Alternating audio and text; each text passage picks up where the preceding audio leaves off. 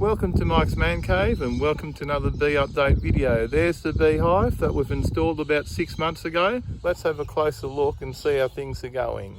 Now the bees have been in there for 6 months now and they seem to be going all right.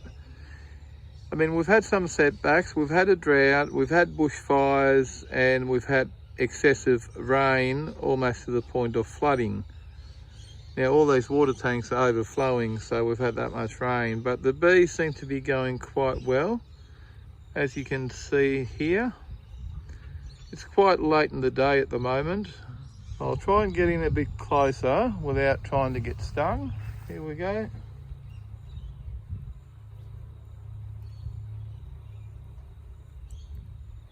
They're all out and about, happily collecting pollen. I'm not 100% sure if I should be cleaning the hive up a bit, like cleaning up that landing pad. I might do that one day, just give it a wipe with a damp cloth or something. As I have said previously, I'm not a bee expert. I know very little about bees and I'm just learning and experimenting as I go.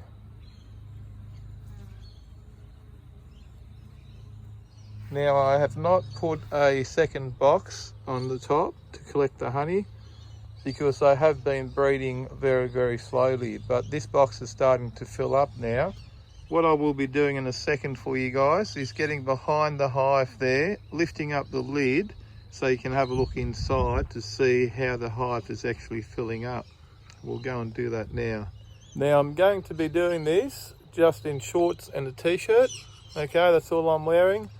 I'm not using any protective equipment at all, but the bees have not really been aggressive at all. Okay, let's do it. Let's get behind the hive so you guys can have a look inside and see how it's going inside, and also so I can have a look. Okay, so we'll lift up from the back here very gently. We don't want to upset the bees too much. And there's the activity inside.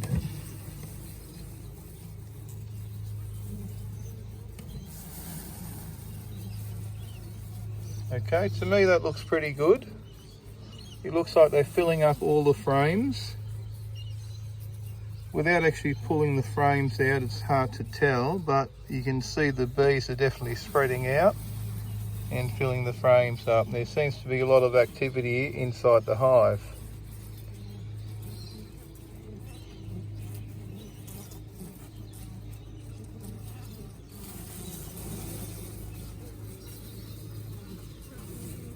There you go.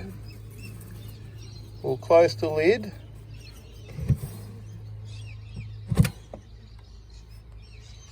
And that's it. And we did all that without getting stung by any bees. You can see all the activity at the front of the hive.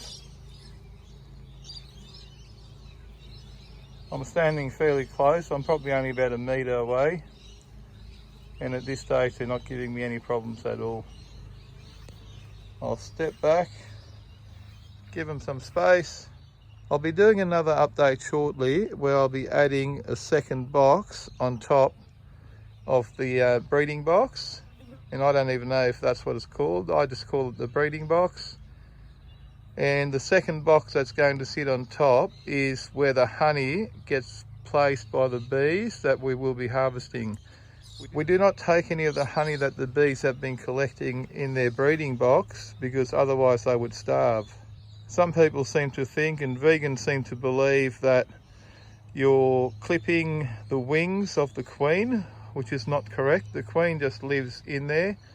She has not had her wings clipped and she has all her wings and she's a fully functioning bee that chooses to stay inside the beehive of her own accord.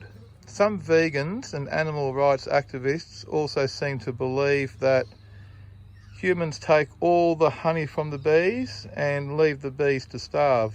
No, we don't. I'm not touching any of the honey that is inside the beehive. Okay, these bees are worth hundreds of dollars.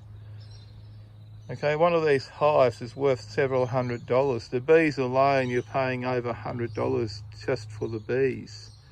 So I don't want anything to happen to my bees. The last thing I want is for my bees to starve. As a matter of fact, if they ever start running low on feed or whatever they need to eat, I'll be feeding these bees to ensure that they're safe over winter, and I'll hopefully be getting a second hive in spring. If you enjoyed that little update on my beehive, don't forget to give me a big thumbs up, and don't forget to smash that subscribe button for more videos from Mike's Man Cave. Thanks for watching, and bye for now. I'll see you in the next video.